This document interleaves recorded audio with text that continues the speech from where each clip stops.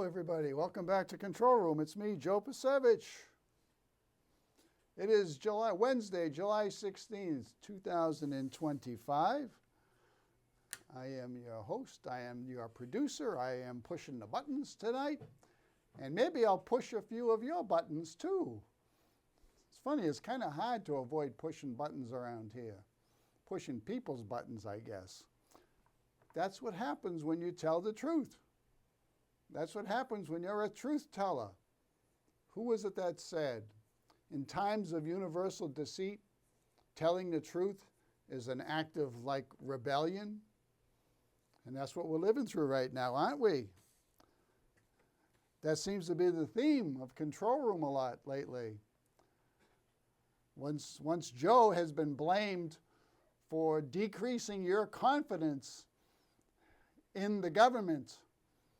Got to keep that going, boy. You got to keep it going. I don't want to lose that honor as being singled out as the person that's causing you to lose confidence in your government. Oh my. And one thing they don't tell you, or they forget to tell you, your government, is that you are the government. The people are the government.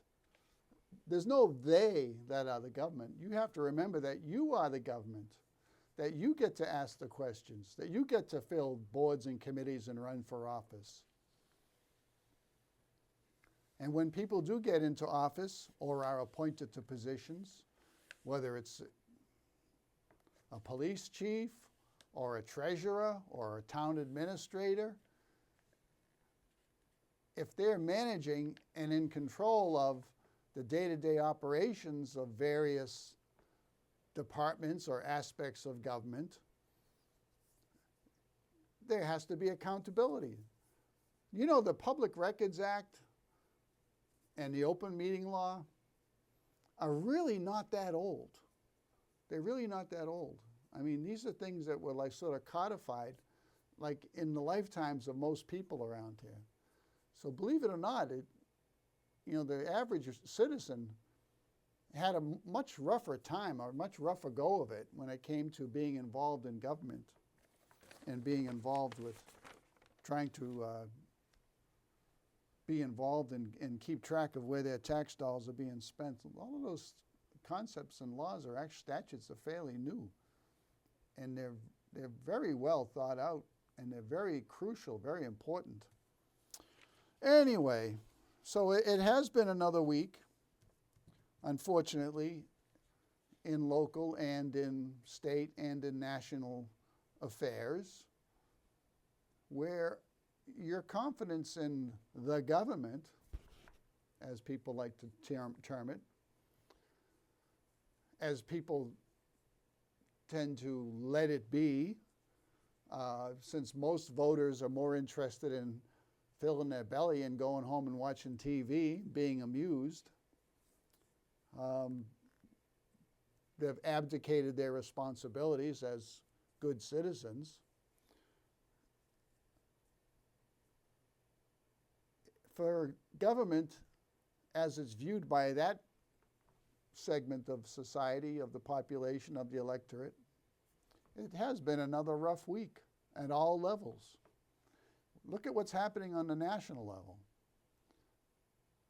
Look at how the Epstein case, so-called Epstein case, has been handled. Look at how President Trump addressed people's questions and concerns about the release of files pertaining to the whole Epstein matter. Now, I don't see how you can be a Trump supporter and not be offended by what the president said the other day. I can't see how you would not be offended when the entire Trump team leading up to the 2024 election just hounded everybody, just harped on the Epstein matter, made it a campaign issue. And then all of a sudden, nothing to see here, folks, it's all gone away. Even if there isn't an actual, although they made many references to black books and flight logs and other documentation of whether it be video, audio, or on paper, of people interacting with Jeffrey Epstein. Many, many references to that. We know that that information exists. Many references to videos, very disturbing videos, which Attorney General Pam Bondi is now referring to as simply pornography. Is it simply pornography, or are there pornographic acts being displayed in these videotapes? And who's on those videotapes? Is it underage people with adults? Well, then find out who the adults are. So that whole affair has just created a rift. And for the first time ever, Donald Trump was ratioed, they call it ratioed, on his Truth Social platform, where something he posted was received in a very negative way by people that are members of Truth Social. Is that everything coming out okay? Turn your volume up a bit. The volume up? Okay. That's it. Okay, there we go. I just got a technical tip to turn up my volume. So, wow, things aren't looking good on the national scene right now in terms of confidence in the administration. Locally, well, on the state level, there was this story which broke yesterday. Grand juror to plead guilty to leaking information in federal probe of Karen Reed case. So last Friday, a Dracut woman was charged with one count of criminal contempt. This woman is Jessica Leslie. She's given in this article by, who's this? Fox, Boston 25 news station, TV station, writes that a Dracut woman is charged with allegedly leaking information about the federal investigation into the Karen Reed case. Jessica Leslie, 34, was charged on July 11th with one count of criminal contempt. Apparently, the feds were looking at the Karen Reed case and how it was being handled by local and county authorities. And so the feds convened a grand jury, and they brought in various witnesses and documentation about how the investigation was being handled by the state police and the Norfolk County District Attorney, which has state police assigned to them, and local authorities. And while they were doing that, apparently, if I read this correctly, this woman who's been charged with a count of criminal contempt was then passing on what, as she was sitting in a grand jury, which is supposed to be like ultra super secret. You can't reveal anything that you hear in a grand jury if you're part of a grand jury, in this case a federal grand jury, and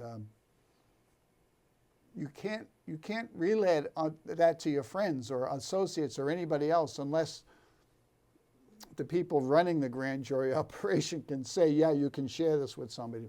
But everything is super secret. So this person, apparently Jessica Leslie, was passing on inside information, like this is what happened today, and this is who came in, and this is what they talked about. Now, who was she giving that information to? Was she giving it to the Norfolk County DA? Was she giving it to the state police? Was she giving it to the local police? Was she giving it to a particular individual involved in the Karen Reed case? I highly doubt that she was passing it on to Karen Reed's defense team. I highly doubt it. So who was she sharing it with, and what is her connection to the person or persons she was passing it on to? You know, so maybe this person is related to or knows somebody who worked for, you know, fill in the blank, some state agency or other entity that's involved in the Karen Reed case. Or maybe some individual, maybe she's a friend with one of the police officers. And say, oh, what did I hear today? You know, maybe she was given inside information and tipping them off. It's like, it reminds me when Whitey Bulger would get tipped off that he was about to be raided or the feds were coming. And I knew somebody who was a police officer in Boston. They were related to me. Just give you a little inside dirt. And they used to run cover for various operations, like bookie operations, which were big in the old days. This is good. This is decades ago. So a bookie would have friends. Now, I can't say that my relatives were actually involved in this, but what I was told is that the bookie would have BPD officers as lookouts. And so when they saw like a dark car show up and people in suits or obvious feds show up, they would push a button or make a phone call, and the bookies would like hide all the slips and all the cash. And so they had lookouts. Shocking, shocking. And some of these officers of whatever police department, I shouldn't be too specific. I was told they always got a nice envelope at Christmas time. Anyway, so it's nothing new under the sun, right? But anyway, so this will shake your confidence in government more than I can, okay? I just pass on the information.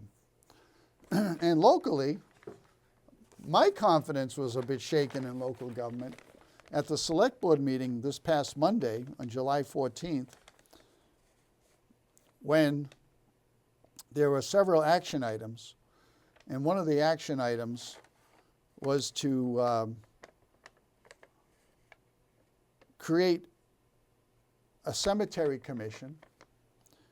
Another action item was to create a historic district commission, and another one was to create a town playground committee.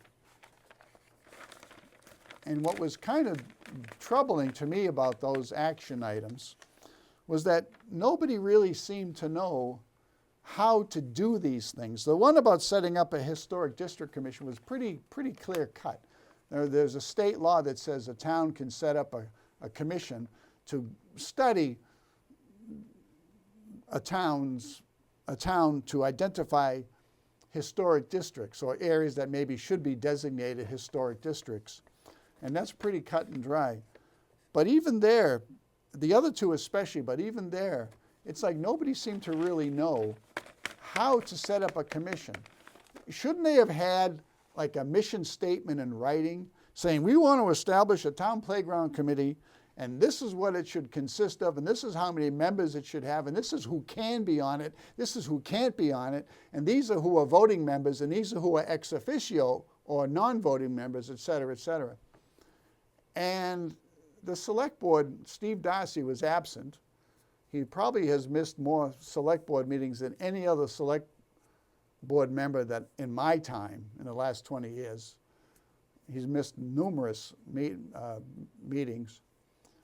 So he wasn't there, so it was just Eric Kelly and Patricia Simpson. And they were kind of like feeling around in the dark a little bit. And what was most striking more than anything else, and that's forgivable for somebody who's just got a year experience and somebody who's an absolute rookie, only been a select board member for what, two plus months? I mean, what do you expect Ms. Simpson really to know? Although she has been reading some helpful materials, I understand from what she said. But the acting town administrator, Peter Moran, and Bob Galvin, the town council, were virtually like invisible. They didn't say anything. They could have jumped in easily, or they could have reviewed the notes. If they did, I really don't know. But it was glaringly obvious they were so silent, while the two select board members were kind of like feeling around, like not really knowing exactly the process. For example, at one point, it was proffered that the building inspector or building commissioner, which is Andrew Stewart, who's also the zoning officer for the town, should be on the playground committee.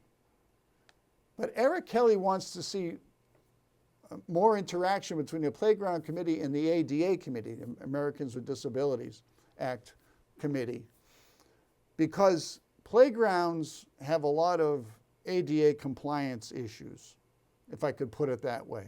I mean, I'm sure there's a state mandate for making playgrounds accessible to children with various limitations, physical limitations. or mobility limitations or challenges. So Andrew Stewart jumped in during the discussion and said, hey, I was appointed to the ADA committee, and I also should be on the playground committee. And so then they said, okay, one of the members of the playground committee should be the building inspector. But that doesn't make sense, because to be on a committee, I thought you had to be a town resident.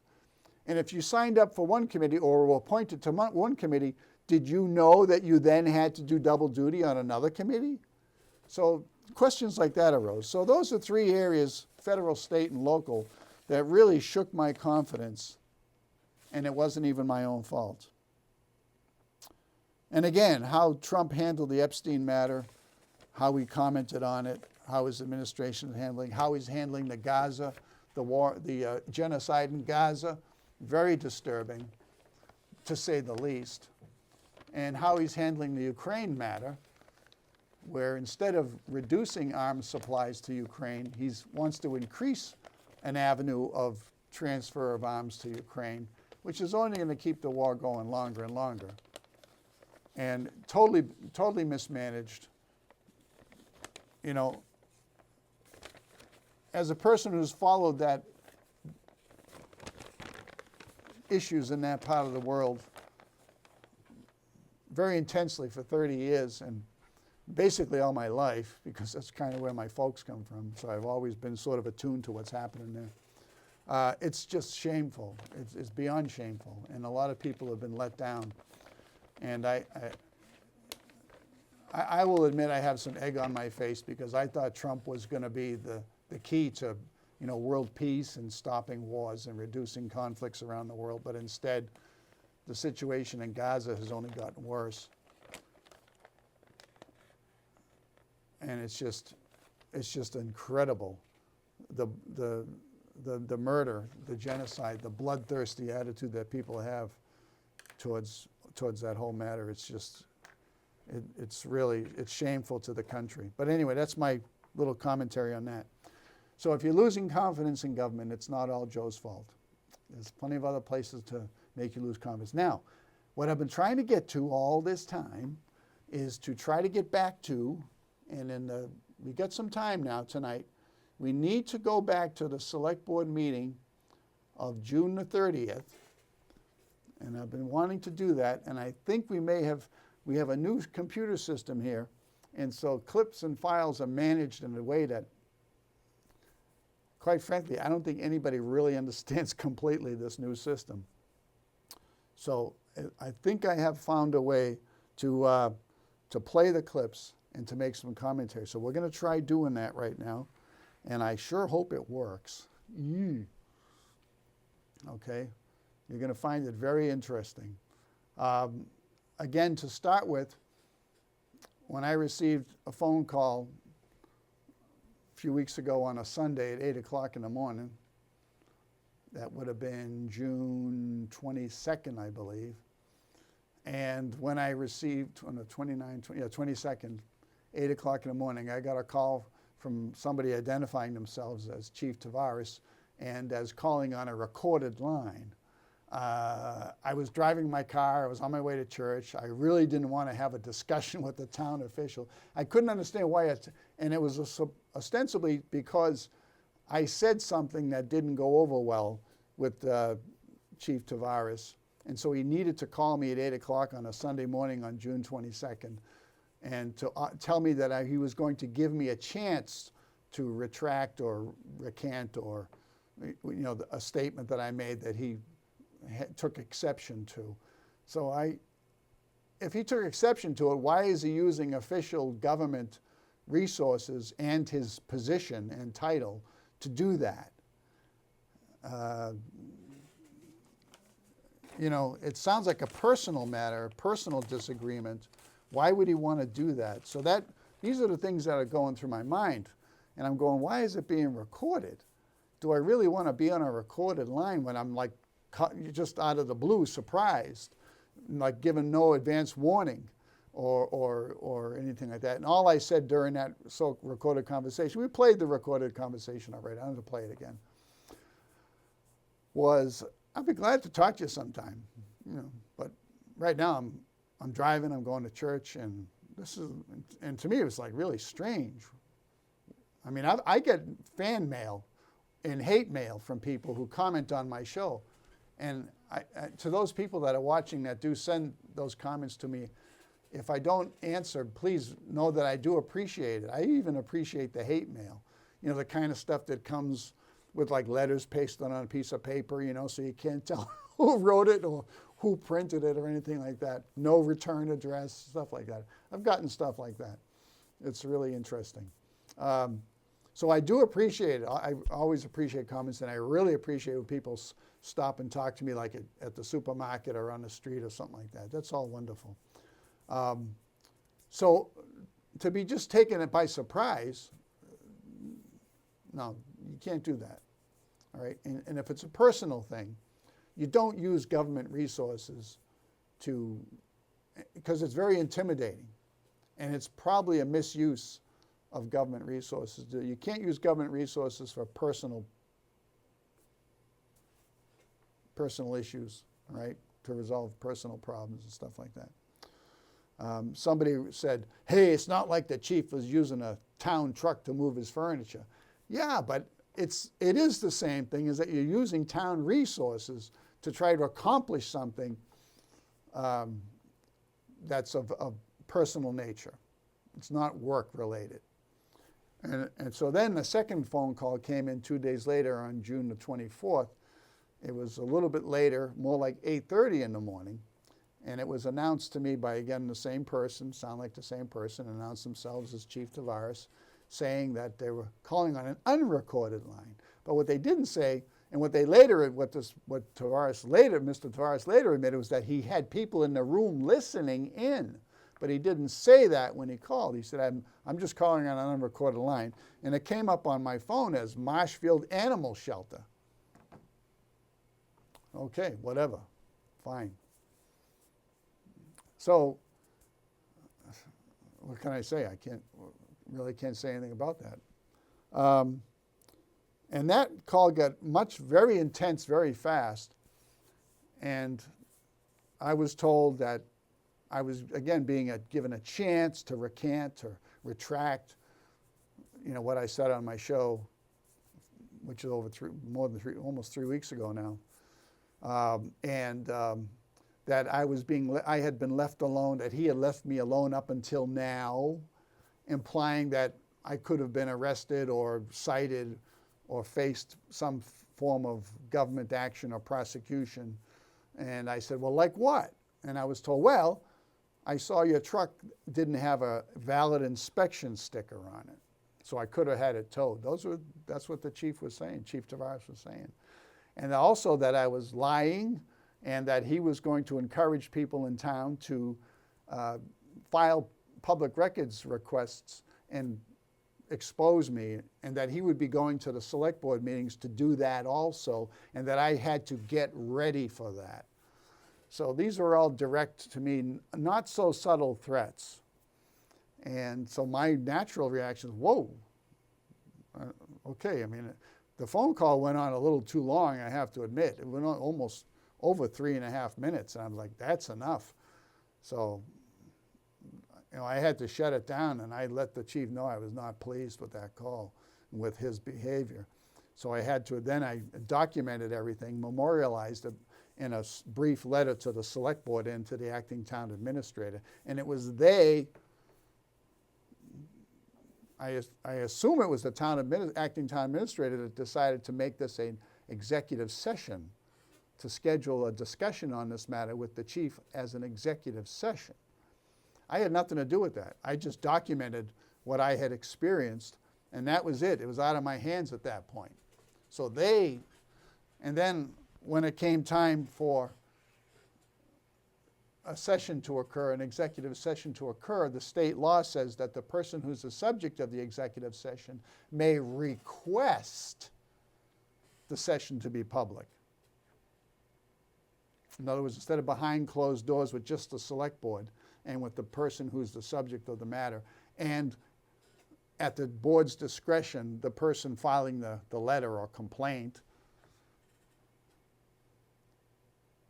and it became a public session, we're out in the open, when was that decided? When did they decide to go public? I did ask around to find out when did it get changed from an executive session to a public session. Now it was noticed, a public notice was given of the executive session on a Thursday afternoon for the executive session scheduled for the following Monday. So in those 3 days, somewhere along the line, it was communicated that it would be a public session, and it got out and it got widespread, it was widely disseminated that there was going to be a public session and that everybody had to come to support the chief. There was a movement to get people to come to incite, basically, let me cut to the chase, to incite a mob. So somehow the people on I don't know which, maybe this is not the correct term. I'll have to try to find a better way to put it, but the Chief Tavares team was alerted and given a lot of false information from what I saw on social media about what was happening. And they had advance notice to show up at the town hall on that Monday evening at, I guess, 5:30, Monday afternoon, 5:30. So when did it become known to people that it was going to be a public session? It had to have been known quite in advance in order for them to print posters and signs, and for John Bowes of the Democrat Town Committee to then go out and advertise a joint pro-LGBTQ Gay Pride Month rally to combine it with their pro-Chief Tavares rally. So a lot of people had some advance notice. I don't know if they got the notice at like 10 in the morning on Monday, but from what I've heard, even the select board didn't know that it was going to be a public session on Monday afternoon, the 30th of June.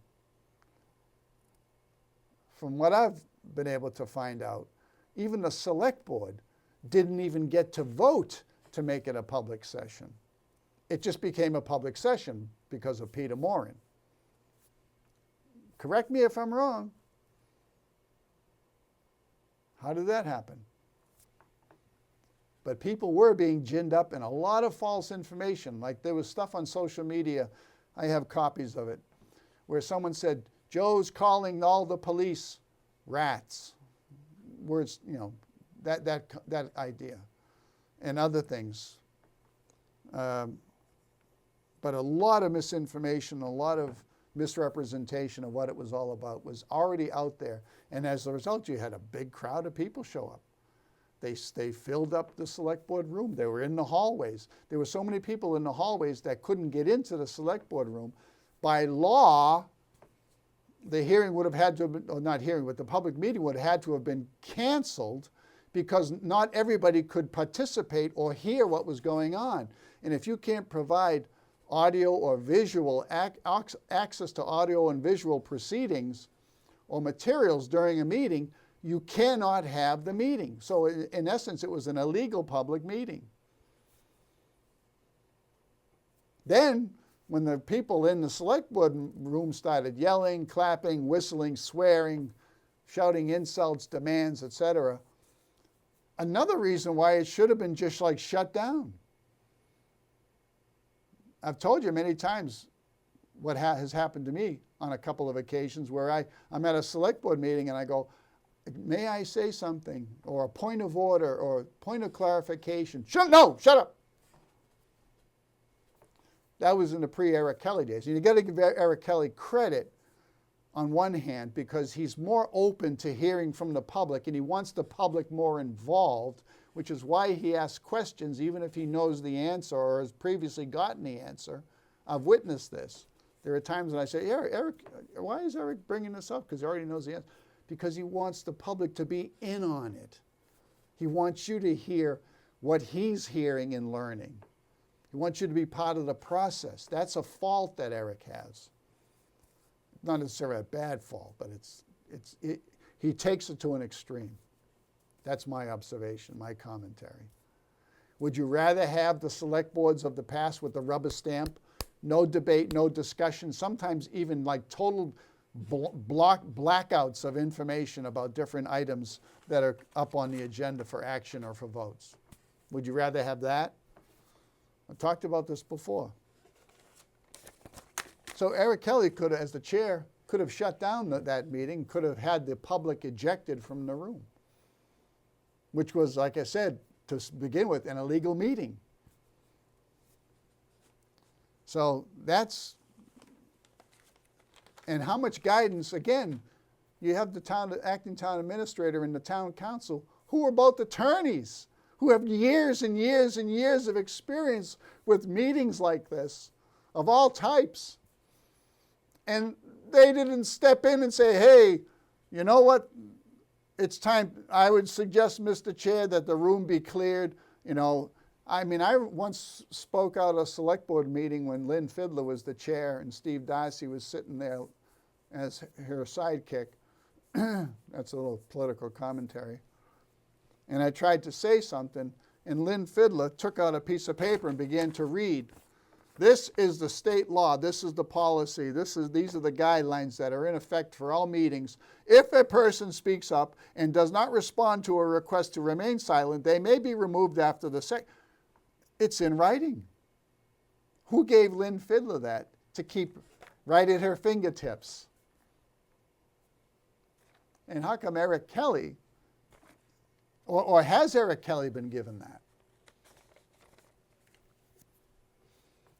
So you see, I don't have a lot of confidence in the acting town administrator and in the town council. And for the life of me, I cannot understand why town council was given another year contract. I can't understand it. And I can't understand why, anyway, a lot of things. So anyway, let's see what we can do about getting onto this. Let's try to get started. We won't get through it tonight. We'll have to like come back to it at another time and try to cover more of it. Okay, now let me see if I can do this right. Ugh. Move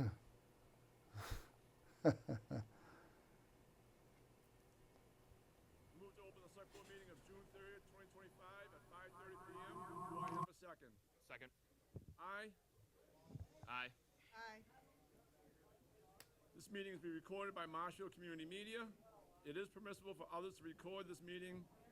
If anyone else is recording this meeting, can you please notify the select board now? I invite everybody to stand for the Pledge of Allegiance.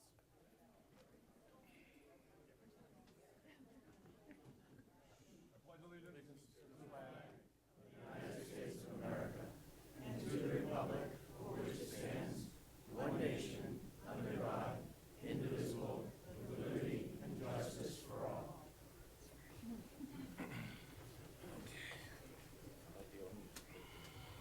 So we have an executive session lined up. Before I read the motion, I guess, Chief Tavares, you want to have this a public session? Yes, in full transparency for the whole town, I would like this to be in public session. Okay. I think with that, Peter, just let him make his comments, I guess. Now, you notice that what happens is Eric Kelly says we have an executive session lined up. So you're already in public session. It's not executive session. So right off the bat, there's confusion. And the chief says, I want this to be a public session. I don't understand how that happened. Why was it already public session and the chair is saying we have an executive session on the agenda?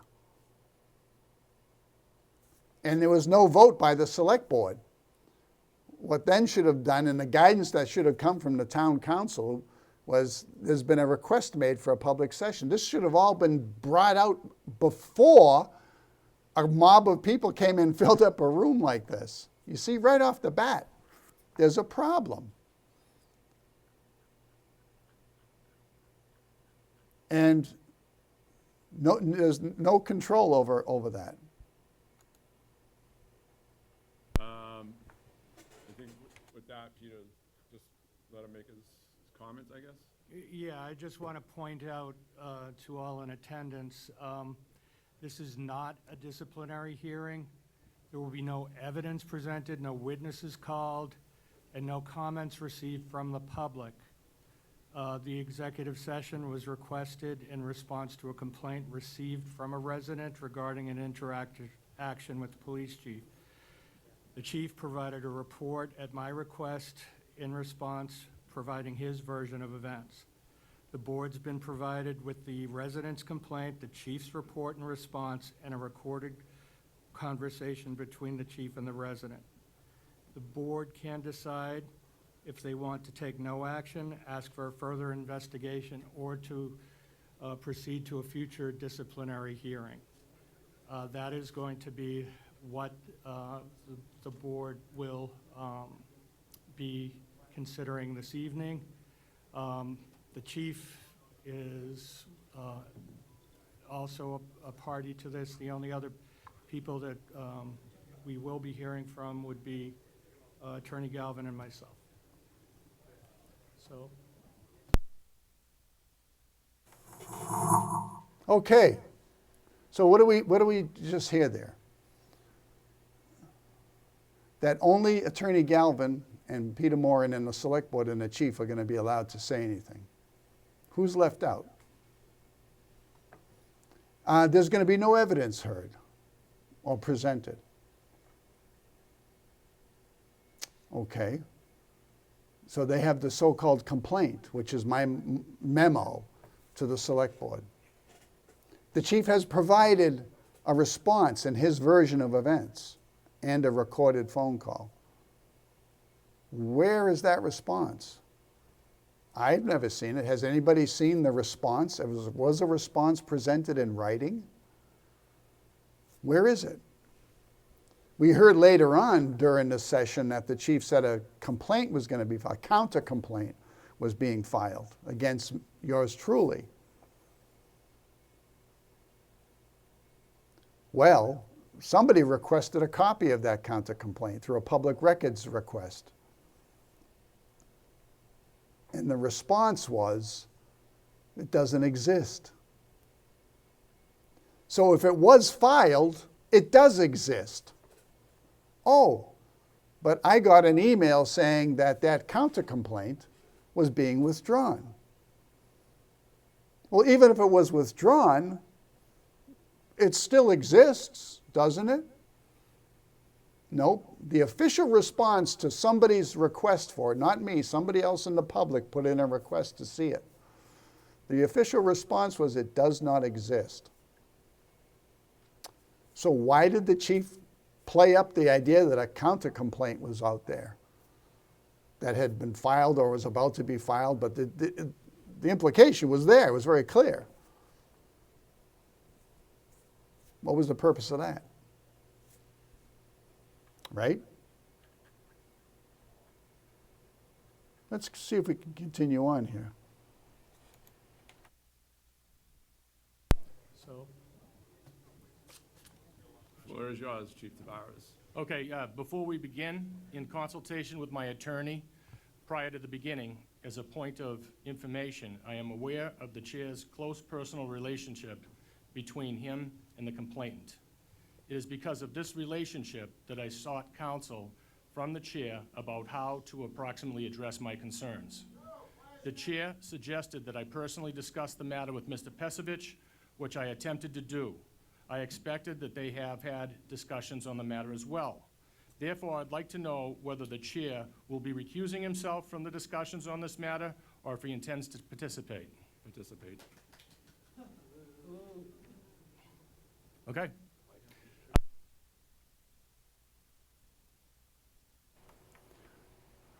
So somehow,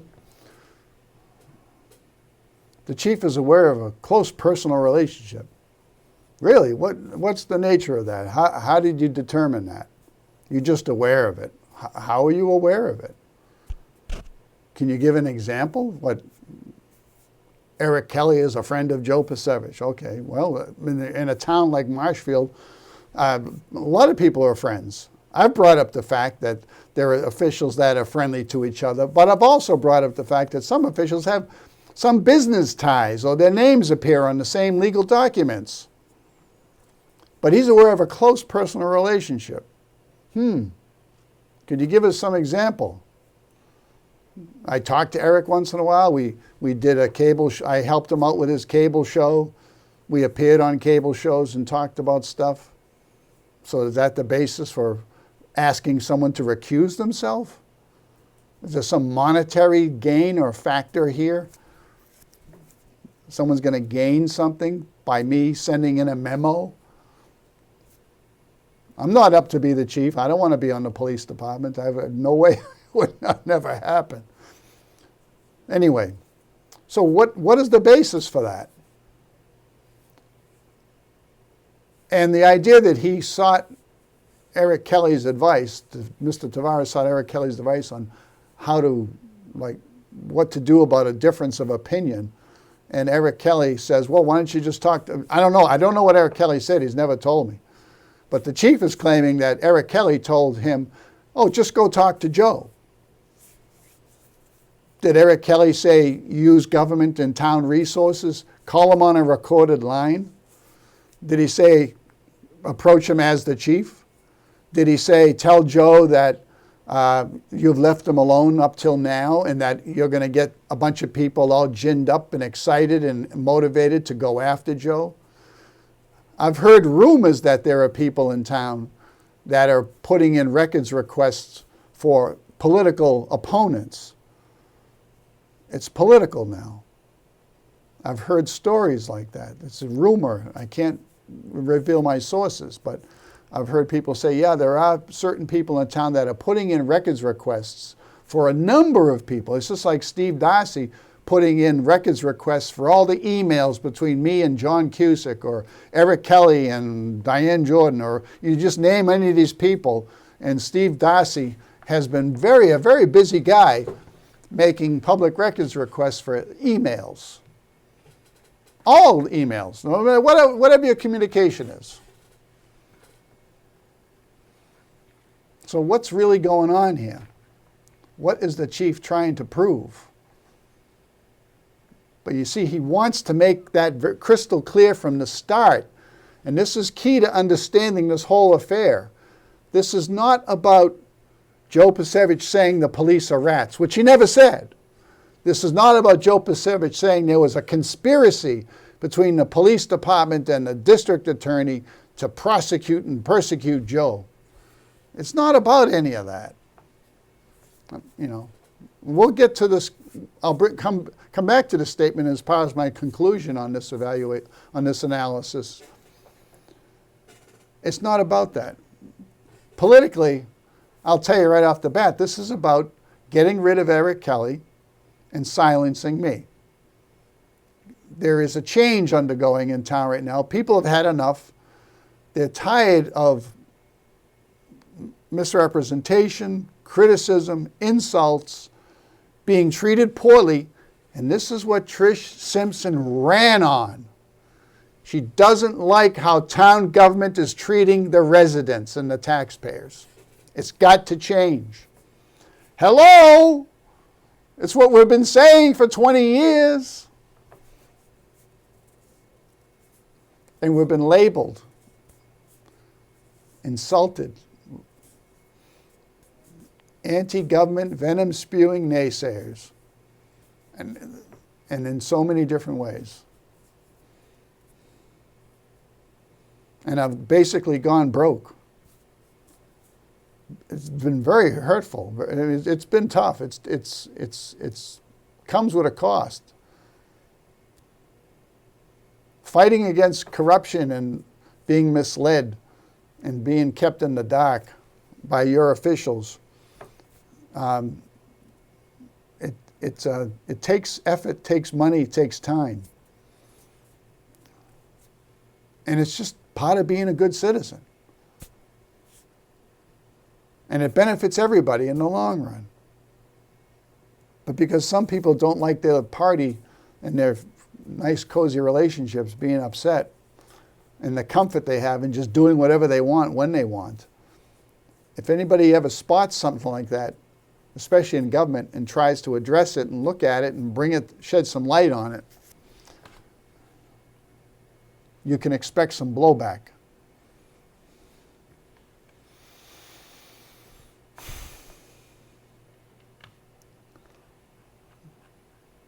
Let's continue on. You see, I'm very verbose, very wordy. I need to reduce my comments on this stuff. Okay.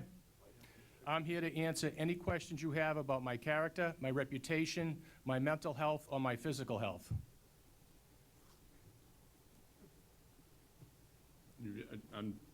This is your session. I mean, unless the board has questions that you want them to take. Well, I was called before the board because of those reasons I stated earlier, so I'm happy to answer any of them.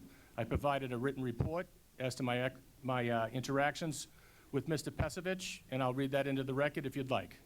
If you'd like to do that, I'll be honest with you, Chief, us as a board have not had a chance to sit down ourselves and look this over, so I don't know where they stand on the whole matter, and the whole thing is that I think there's a lot more to go through, to be honest with you. But if you would like to read whatever you like to the record, you're more than welcome to.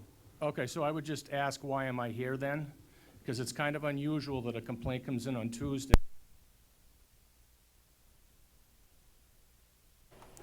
Okay, so the chief himself offered to read it into the record, his response, a written response, which I've never seen.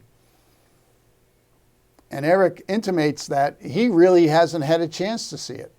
He also says that there's probably more to be uncovered here or revealed or to be known about this whole issue. Because apparently at that point, all Eric Kelly would have, or all the select board would have, would be my memo. And what Chief Tavares is saying is his written response, in addition to a tape recording of the Sunday, June 22 phone call, which is basically doesn't have much in it. It does have the part where the chief says, I'm giving you a chance. I'm giving you a chance. I'm giving me a chance to recant something that I have every right to say. It's free speech. And just based on that, is that it? No. You see, most times when a complaint or a memo or a letter is filed that raises concerns about the behavior of an official, there is an investigation. In other words, there's an attempt to understand what's going on. Different parties are asked to sit down and describe what they observed, what their concerns are. It gets put on paper by an objective third neutral party, which is what should have happened here. But obviously, Steve Darcy was eager to bury the whole matter. And that's another thing. Talk about relationships. What's Steve Darcy's relationship to the police and to Chief Tavares? Do they hang out together? Did they ever drink together? Did Steve Darcy ever want to be a police officer? I mean, there's all kinds of possibilities. Did he ever socialize? Does he socialize with the chief in the presence of other people, police officers, males, certain females? Why isn't that a concern? So anyway, so the chief offers to read his complaint or counter-complaint or response into the record, and then he doesn't, and he changes the subject. And he's like putting Eric Kelly on the spot. Well, why am I here? Well, because we got a letter from a guy named Joe Pecevich, which you know. The same guy you called. That's why you're here. And Eric Kelly apparently wasn't really quite prepared. I think what Eric Kelly was doing, and he later voted on doing, was to have an investigation. In other words, compile all the information so we can make a decision about what happened here, get a true picture. But as we know, cutting to the chase, Steve Darcy and Trish Simpson voted against doing that basic step. It's a very basic step. It doesn't fire the chief or suspend the chief. It gives openness and transparency to the whole matter. which is I thought we're supposed to all be on the same page with.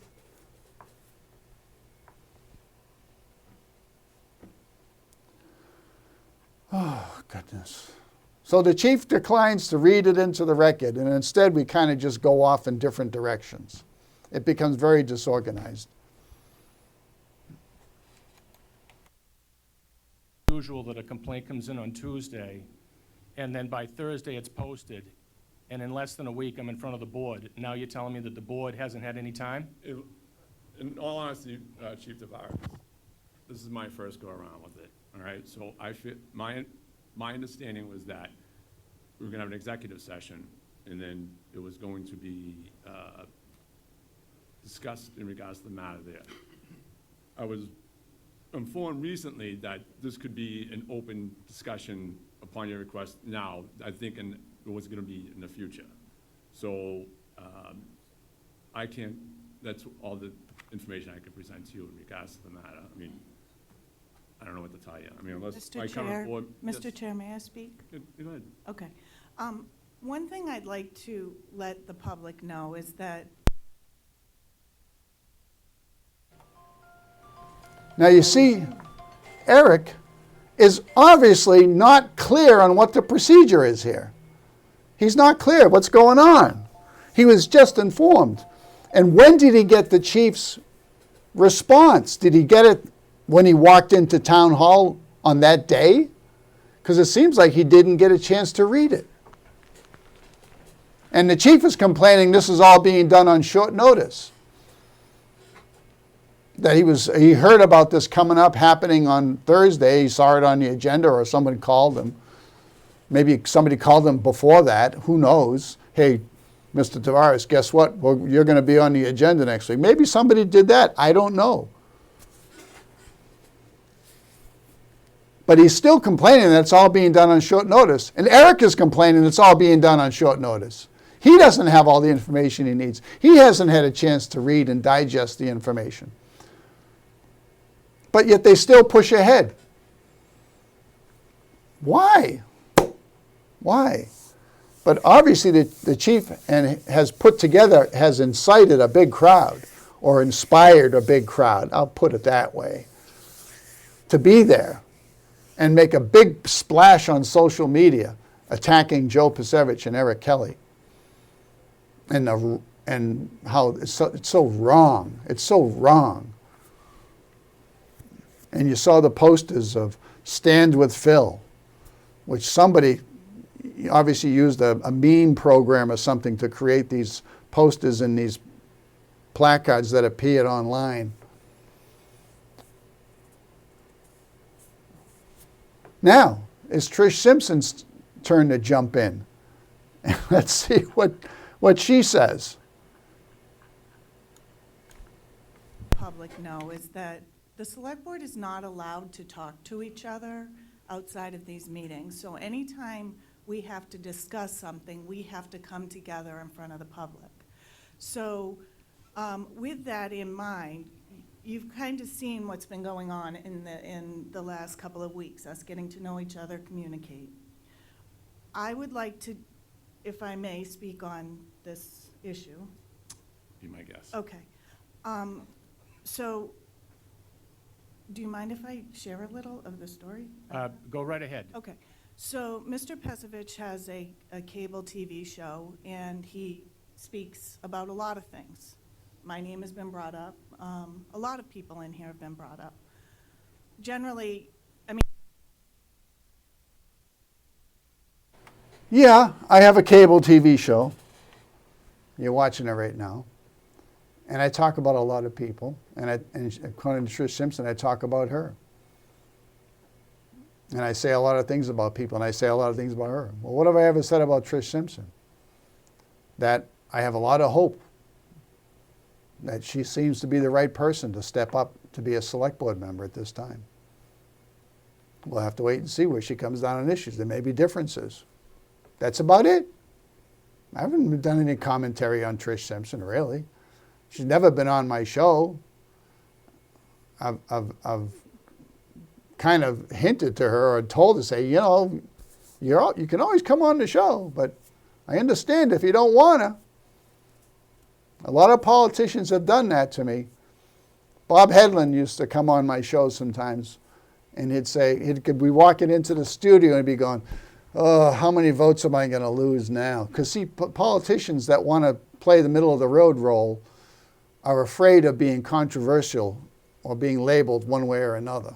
They just want to always present themselves as, I'm above the fray and I'm in the middle, and that's a safe place to be, on the fence. So I've never said anything positive or overtly positive or overtly negative about Trish Simpson. And then she says, may I share a little bit about this? She's asking Mr. Tavares for permission. She's a select board member. The select board oversees the chief, appoints the chief.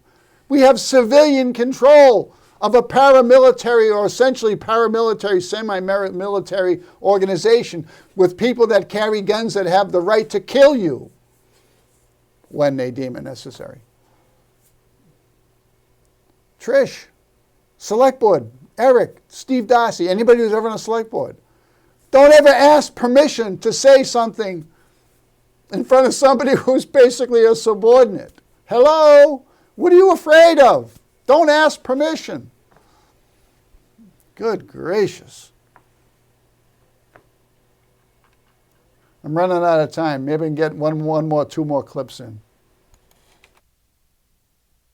Generally, I mean, I was campaigning. Things were said about me, but I just let it go. And as a public figure, I believe we're held to a standard that we should not contact people that say things to us. Now, our town administrator basically followed procedure when a complaint came in because Chief Tavares contacted Joe Pecevich to speak about what was said in his cable TV show.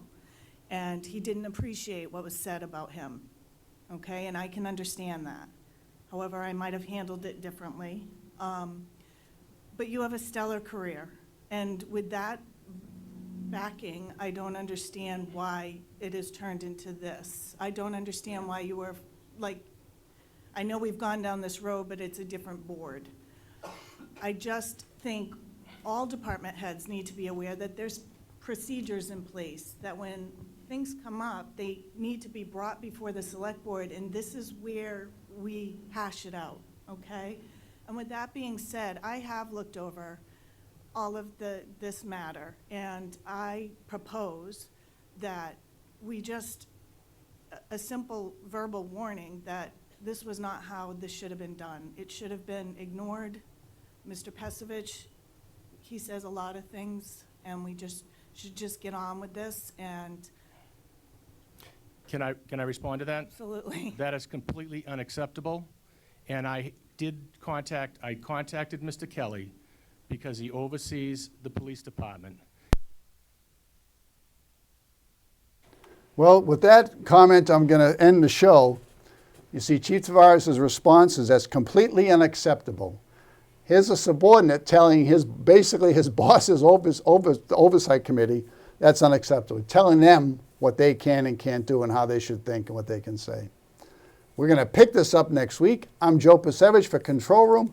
Have a wonderful weekend. When you see me on the street, you can say hi and talk to me about anything. Good night, everybody.